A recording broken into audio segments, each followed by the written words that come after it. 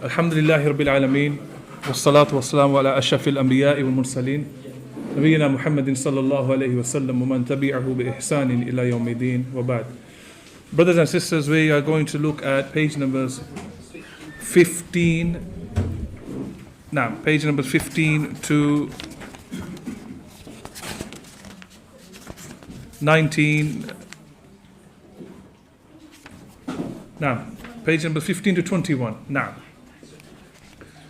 page number 15 to 21. Belief in Allah. Belief in Allah. Which is the first pillar of Iman. To believe in Allah, His prophets, His angels, His books, the last day. Now,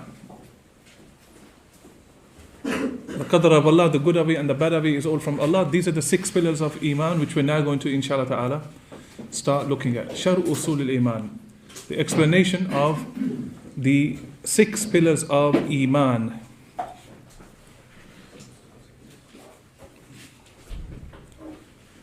Tahawi rahimahullah and others, they mention Ibn Abi Iz and others. Just a side point, slightly complex, I'm not going to even go into it, but just for someone to take a note if they want to. Not every Muslim is a mu'min, but every mu'min is a Muslim. Something for us to think about. 3 levels: Islam, Iman, Ihsan. Ihsan is the peak. Hadith Jibreel. The Hadith of Jibreel, Sahih Muslim, Kitabul Iman. Islam, to submit to Allah subhanahu wa ta'ala, to stay away from shirk, stay away from all those things that lead to shirk, as we said in the previous part. Iman, these 6 pillars, an overlap. When these 2 words are used together or when they're used separately, that's a separate issue. Look at the explanation of Shaykh Abdul Muhsin Al-Abbad and my Shaykh Zubair Al-Izay rahimahullahu ta'ala alayh. His Sharh Hadith Jibreel, and you'll see that when these 2 words are mentioned together, they have a meaning and they have a context, and when they're mentioned separately, they also have a meaning and a context.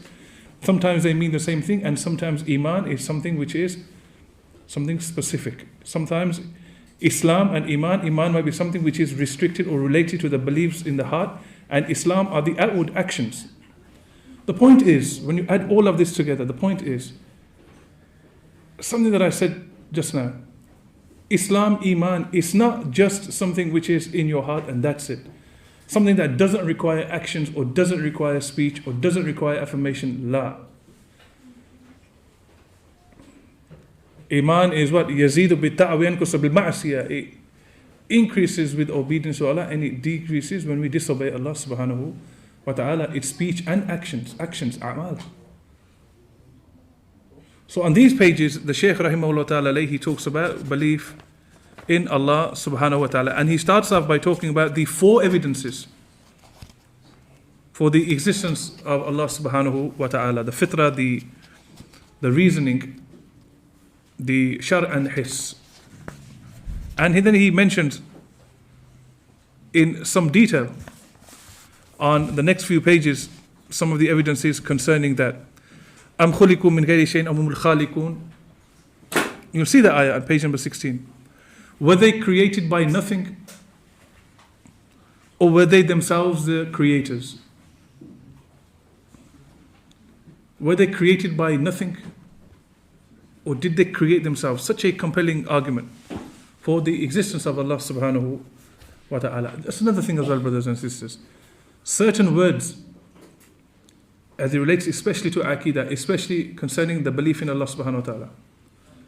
We say about Allah subhanahu wa ta'ala, we describe Allah with those attributes, kama wasafa nafsa, the way He has described Himself, fi kitabihi, in His book, aw ala lisan rasulihi sallallahu alayhi wa sallam, or upon the tongue of His messenger sallallahu alayhi wa sallam.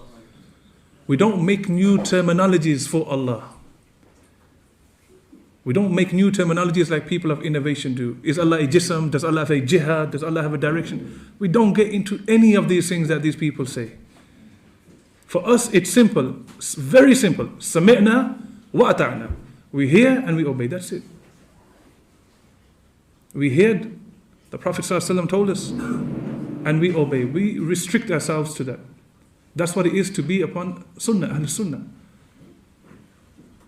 So these new terminologies you see in some of the books, especially under this topic, the evidence of the existence of Allah, so much philosophy, it's shocking.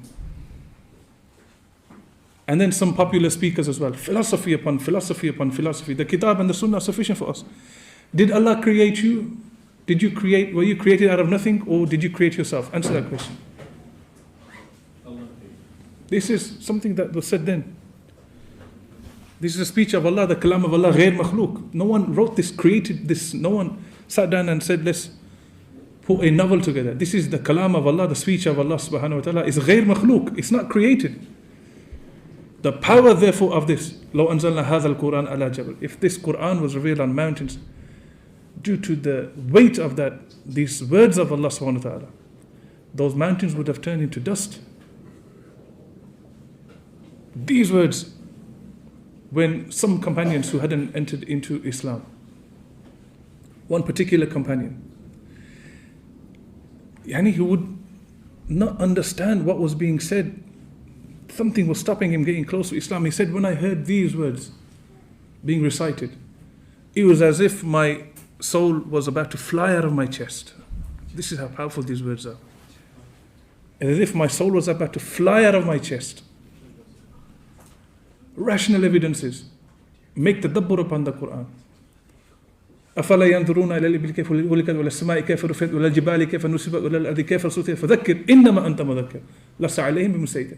O Prophet of Allah alayhi salatu wasalam, telling them to ponder over the camels and the heavens and the skies and the earth and all of these things. But remember one thing. If they don't reach that conclusion that Allah is the one who created all of this, Allah is the one who made all of this, and therefore He is the only one who is worthy of worship alone, then لست عليهم بمسيطر. You are not an enforcer over them. My job, your job isn't to force anyone. لا إكراه في الدين قد تبين الرشد من الغي. This deen is not about compelling anyone.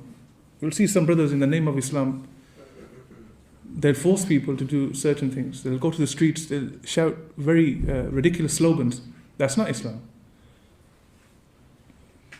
Islam, you can't compel, you can't force. As I said, it has to be something in the heart. And then willingly you submit to Allah through your tongue and your limbs and your actions. Because ultimately, when we're put in that grave and we're asked, what's your religion? That's why the Shaykh Rahimahullah began with the Deen of Al-Islam. It's you, that has to answer that question. What's your religion?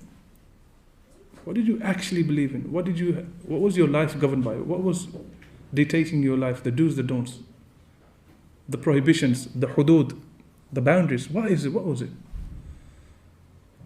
So the Shaykh Rahimahullah, he mentions these evidences on these pages. Physical evidence for the existence of Allah subhanahu wa ta'ala. And then he gives on page number 18 two subtopics to that. Those things which are witnessed, those things which are heard. Yani when you make your dua, he gives the example of Nuh alayhi salatu wasalam. Every time you make your dua, you raise your hands towards the heavens and you ask Allah subhanahu wa ta'ala, who is it that's going to respond to you? وَإِذَا سَأَلَكَ عِبَادِي أَنِّي فَإِنِّي قَرِيبٌ أُجِيبُ دَعْوَةَ الدَّاعِ إِذَا دَعَانِ فَلْيَسْتَجِيبُوا لِي وَلْيُؤْمِنُوا بِي لَعَلَّهُمْ يَرْشُدُونَ. Allah is Al-Mujib. Shawkani in his Tuhfatul Dhakirin and others, they mention he is Al-Mujib, one who responds to you without the need of any intermediaries. He doesn't need any wasail, any intermediaries in the middle for him to respond to you. This is Allah. This is sound, rational evidence. This is physical evidence around us all the time. Those birds that fly out of the nest in the morning, they come back with their stomachs filled. Who's providing for them?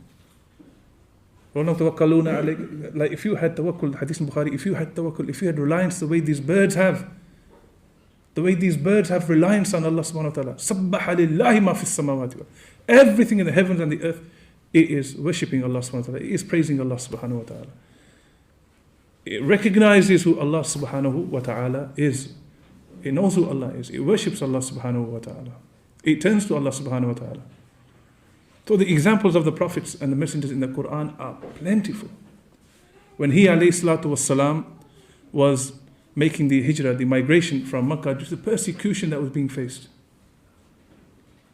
and the vast majority of companions had been sent before. There was 2 hijrahs to Habasha first, and then there was a hijrah to Medina. Abu Bakr radiallahu ta'ala an was waiting patiently, asking every day, when are we going to go? Are you going to take me with you? Are you going to take me with you? Am I going to go with you? Our mother Aisha radiallahu ta'ala anha narrates that the sun was at its peak, yani a time when no one is walking outside. And in the distance they saw the Prophet ﷺ rushing towards their house. Yani this was now something which was not normal. Something big is about to happen. He's coming out at this time to our house, towards our house. Abu Bakr, let's go. Allahu Akbar Kabira. These criminals who speak ill of Abu Bakr radiallahu ta'ala and other companions, what have they got with Islam? What's the relation with Islam? What's the ta'alluq with Islam? What's the connection with Islam actually? As I say, in that grave, everyone's going to be asked, what's your religion? So he knew that something very significant is about to happen.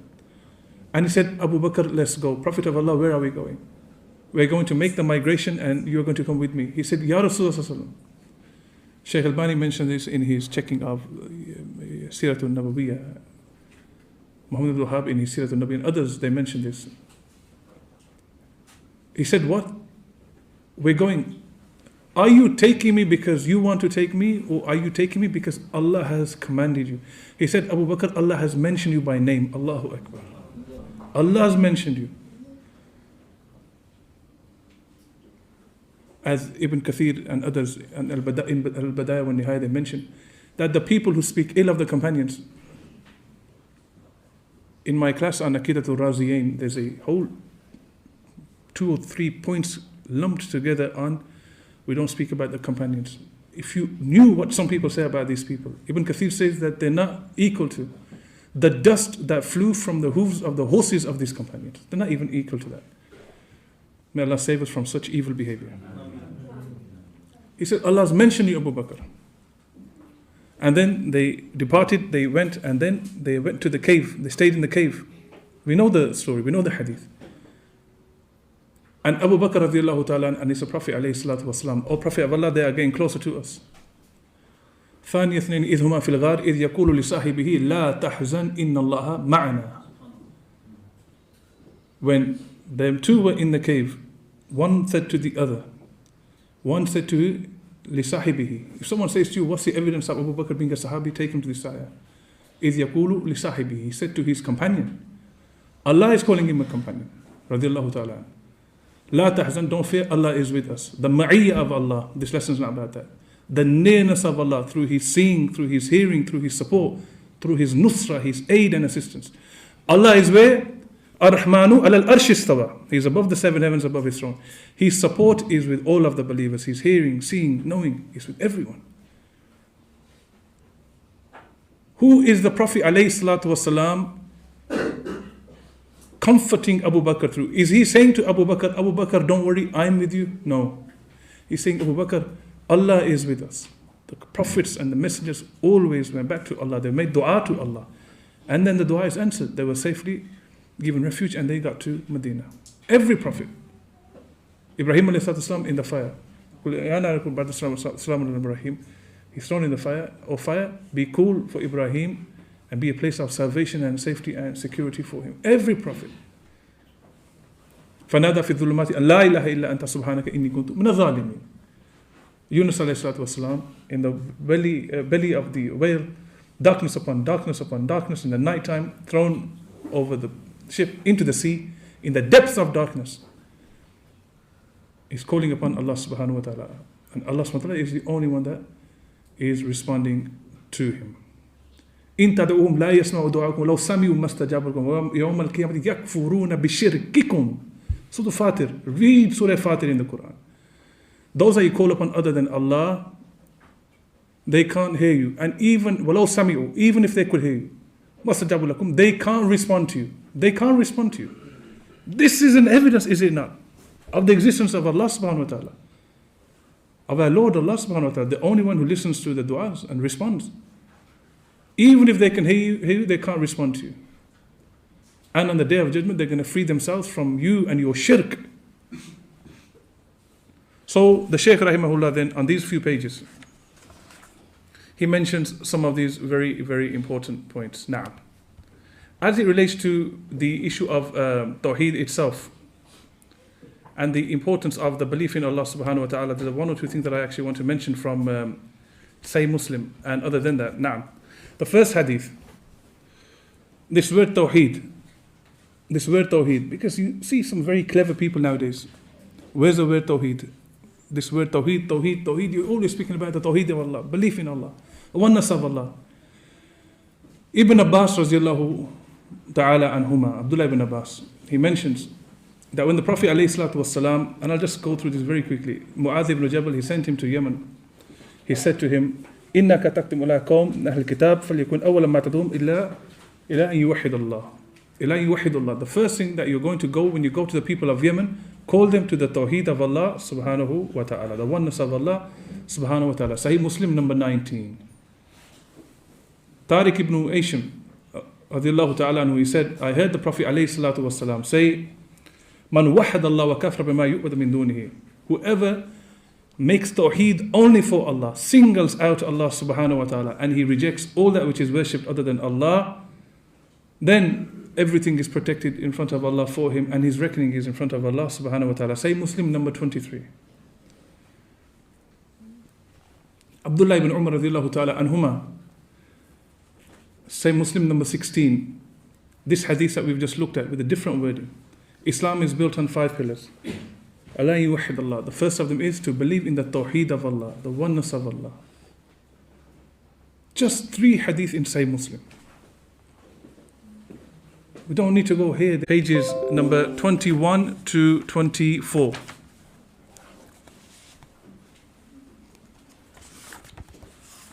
So, belief in Allah is in 4 ways. As he mentions, rahimahullah, the first is to believe that Allah exists. The second is what? Page number 21. Is to believe in Allah's Rububiyyah. To believe in Allah subhanahu wa ta'ala's Rububiyyah. This word Rububiyyah, the Shaykh says, this means to believe that Allah is the only Rabb without a partner or a helper. The Rabb is the one to whom belongs the creation, kingdom and the command. Huwa al-Khaliqu wal-Maliku wal-Raziqu wal-Mudabbiru al-Amr. The creator, the owner, the sustainer, the controller of all of the creation. That is the one who is the Rabb. There is no Rabb, there is no Lord other than Allah subhanahu wa ta'ala. All the other lords that people have made are false. اتخذوا أحبارهم ورهبانهم أربابا من دون الله. Someone's enjoying my class, celebrating. Tell them to stop celebrating. Yeah. Someone wasting their money. Now, so they obeyed others. They obeyed their scholars and others the way only Allah and the Prophets are to be obeyed. Allah subhanahu wa ta'ala commanded us to obey the Prophets. They obeyed others the way only Allah is to be obeyed, unrestrictedly. This was making them into lords, into a Rabb besides Allah. So this word Rabb, it's very vast. Allah khaliqu kulli shay. Allah is a creator of all things. And this Aqeedah, by the way, of Allah being our Rabb, it's something which even the enemies at the time of the Prophet ﷺ, they believed in. It's something that even they believed in. Allah is the Lord. Shaykh Jamil Zino, rahimahullah ta'ala alayhi, in his explanation of this point, in one of his books, he says that to believe in Tawhid al-Rububiyyah is what? The definition he gives is a very simple one. Is to believe in all those things that exclusively only Allah can do. Tawhid al-Rububiyyah, to believe Allah is your Rabb, your nourisher, your creator, your owner, your sustainer, your provider. is to believe in all those things that exclusively only Allah subhanahu wa ta'ala can do. Now, What's the name of the Shaykh? Jamil Zino, rahimahullah ta'ala alayhi.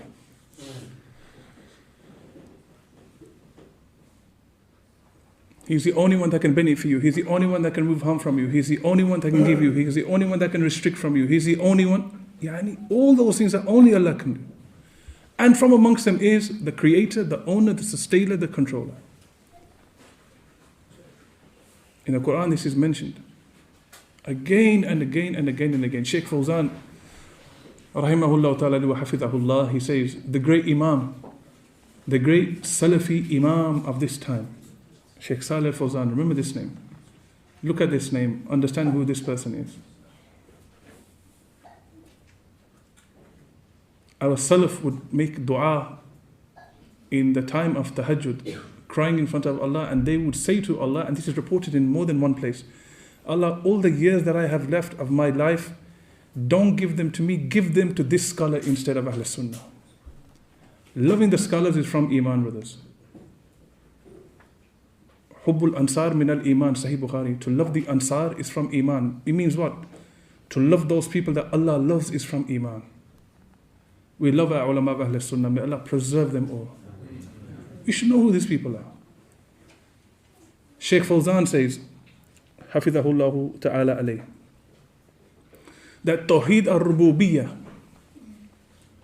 to believe in Tawhid al-Rububiyyah, it's an evidence that should lead one to establish the belief in Tawhid al-Uluhiyyah, which we'll come on to inshallah, hopefully. It's an evidence that should lead one to believe in, therefore Allah is the only one worthy of worship. Therefore Allah is the only one worthy of worship. Ya ayyuhan nasu ubudu rabbakum. Surah Al-Baqarah. الذي خلقكم والذين من قبلكم لعلكم تتقون الذي جعل لكم الأرض فراشا والسماء بناء وأنزل من السماء ماء فأخرج به من الثمرات رزقا لكم فلا تجعلوا لله أندادا وأنتم تعلمون.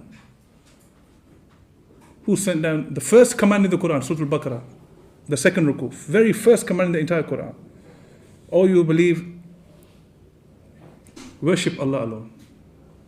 Command of Tawheed. Who sent down the rain from the heavens, made the vegetation grow. Did you ever ponder, brothers? Did you ever wonder? That seed that is thrown in the ground. Dhabi mentions this in his Kitab al-Ulu. And those who made ta'liqat on it, they mention this. Kitab al-Ulu is one of them books which is an encyclopedia on establishing the fact that Allah is above His throne, completely separate from His creation. Ba'inun an halki. Completely separate from His creation. Allah is above all things. He's Al-A'la, Muta'al, the one who's most high. Subhana Rabbiyal A'la. Uluwan Kabira. The most high. He's not mixed in with anyone or anything from creation. He's not surrounded like the philosophers say. There's nothing is making ihata of Him. Nothing is encompassing Him. All this nonsense that these people of Ilm al-Kalam say, don't pay attention to Him. He says that when a seed is thrown into the ground, it might within the ground shoot to the right or to the left, but ultimately it shoots upwards towards the heavens, and then it sprouts out, and then the trees and vegetation and fruits and vegetables and all those things that we benefit from are grown. Everything recognizes in the creation of Allah that Allah is above all things. Allahu Akbar Kabira. And then from that land, when all that tree, the vegetables and everything grows, and then you're given rizq, provision. This word rizq in the Quran and Sunnah, it doesn't just mean food, water, and that food that you have on your table. The word rizq generally and generically means everything which is of benefit to you. Everything which is of benefit to you. Your clothes are rizq from Allah. Your shoes are rizq from Allah. That coat that you wear outside to protect yourself from the cold is rizq from Allah. What is it on your being or external from your being except that it is rizq from Allah? Allah is Ar-Razaq, the provider.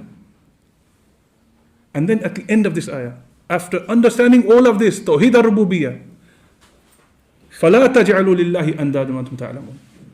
Don't then join partners with Allah in His uluhiyyah, in His oneness.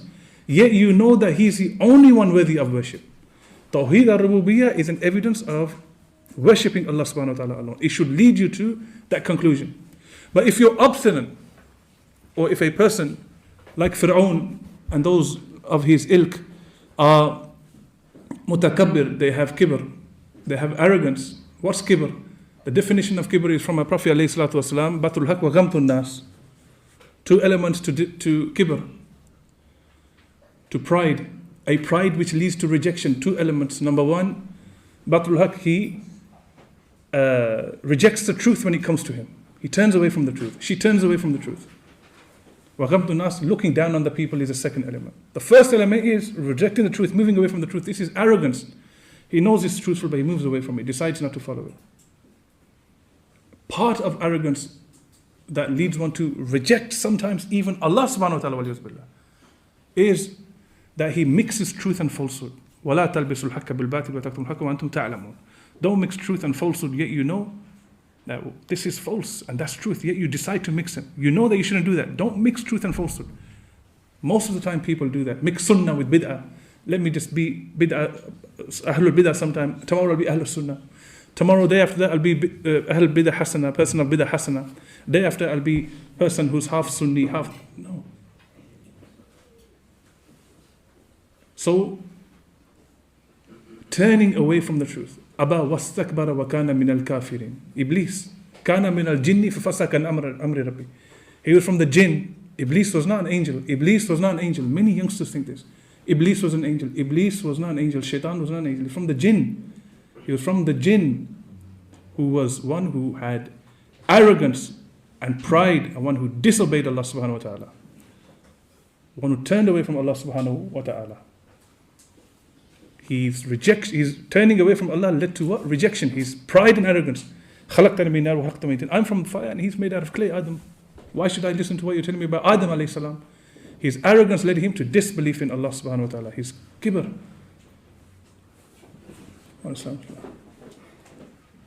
So Tawhid al-Rububiyyah, if you understand it as it should be understood, if you truly understand it from your heart and you believe in it, then it should lead a person to the evidence of establishing that Allah subhanahu wa ta'ala therefore is the only one worthy of worship alone. La ma'buda bihaqqin illa hu. There is no one worthy of worship except him subhanahu wa ta'ala. Another side point of benefit for you, brothers and sisters. Tawheed is of three types. Some say four. Not hakimiyah. I don't want to make this class into something that is sort of slightly complex, but it's enough for us to understand. Some add Tawheed al-Mutaba in it, but let's not talk about that. It's enough for us to understand. Tawheed is of three types. Tawheed is of three types. Tawheed al-Rububiyyah, Tawheed al-Uluhiyyah, and Tawheed al-Asma Sifat. Tawheed al-Rububiyyah, to single out Allah exclusively with all those things that only Allah subhanahu wa ta'ala can do. Tawheed al-Uluhiyyah, to single out Allah subhanahu wa ta'ala with all ibadah, with all worship.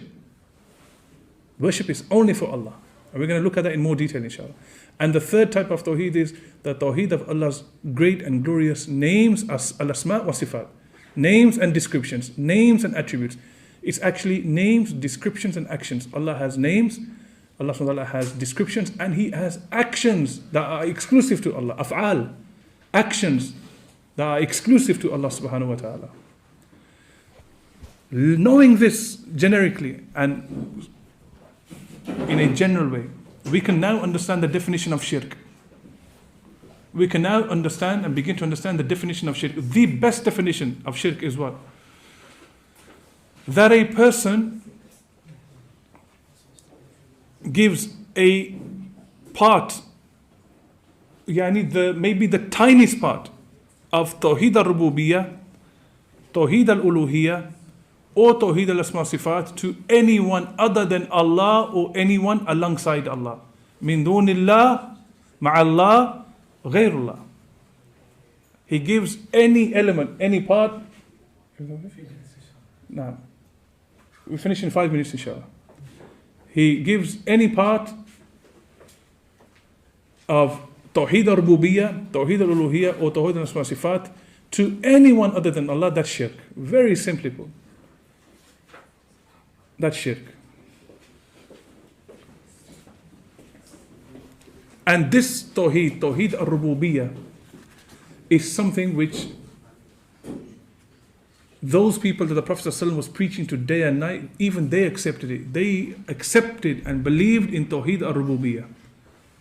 The likes of Abu Lahab and these people who are around the Prophet ﷺ, about whom the Quran has been revealed, that they're going to burn in the fire of hell. Tabbat yada abi lahabin wa tab, ma aghna anhu malhu ma kasab. About whom the Quran, their condemnation, and ayat and surahs in the Quran have come about them. They believed in the Rububiyyah of Allah, Allah's lordship. So here is a trick question then. Maybe the word trick's not right. Might get accused of magic or something. Here's a question that you need to think about then, and the answer of rather. If those people believed in Tawhid al-Rububiyyah, did that make them into Muslims? Who thinks that made them into Muslims? If you believe in Tawhid al-Rububiyyah, did that now make you a person of La ilaha illallah Muhammad Rasulullah? Yes or no? Who thinks yes? Don't be shy. You. That's my son, so I can pick on him, yeah. So what was the question again? If you believe in Tawhid al-Rububiyyah on its own, that's it. Is that now enough to make you into a believer? A person who's of Islam, of Iman? What do you think? Believe that Allah is the only one. That provides for you, Yeah. controls everything, Yeah.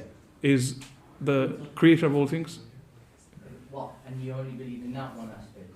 and you only believe in that. And for you, the definition of La ilaha illallah is Tawhid al-Rububiyyah, that's it. What do you think? Does that make a person into a Muslim, into a believer? You don't worship, you don't similar in any worship. Barakallahu feek. No, it doesn't. No, it doesn't. Because the people of Shirk in the time of the Prophet ﷺ, most of them believed in Tawhid al-Rububiyyah. Yarhamakallah. That didn't let them enter into Islam. You only enter into Islam when you go on to exclusively and solely only worship Allah subhanahu wa ta'ala alone. Tawhid al-Uluhiyyah. If you just believe Allah is a creator, La ilaha illallah means there's no creator except Allah. La ilaha illallah means Allah is the only provider. La ilaha illallah means Allah is the only controller. And then you go and worship other than Allah, where's your Islam? Or you believe it's okay to worship other than Allah, someone alongside Allah, there's no Islam. La ilaha illallah, therefore, it necessitates all three types of Tawheed. It necessitates Tawheed al-Rububiyyah, Tawheed al-Uluhiyyah, and Tawheed al-Asma wa Sifat. Every single type of Tawheed must be contained within that. So some people translate La ilaha illallah as there is no creator except Allah. That's not the meaning of La ilaha illallah. Or Prophet of Allah asked him, who gives life, death, hearing, seeing? Who is the controller of every single thing? The Prophet ﷺ is asking the people of Makkah, the people of Shirk, the idol worshippers. What did the idol worshippers say in the Quran? It's mentioned, فَسَيَقُولُونَ اللَّهِ. All of them said, this is only Allah. فَقُلَّ فَلَا تَتَّقُونَ. Why do you not then believe? Why do you then join partners with Allah in His uluhiyyah? That's very significant, brothers and sisters, that we understand that. So what the Shaykh is mentioning then about Tawheed al-Rububiyyah and some of the parts that are included within Tawheed al-Rububiyyah by way of understanding of it. Allah is a creator, the owner, the sustainer. It doesn't therefore follow that La ilaha illallah means only Tawheed al-Rububiyyah. No, it doesn't. It must therefore go on to Tawheed al-Uluhiyyah in order for it to be valid. I've been told that we have to finish here for today. So I want to conclude by saying, may Allah subhanahu wa ta'ala reward every single one of you and accept this from you. And may Allah subhanahu wa ta'ala allow us to act upon that which we are saying.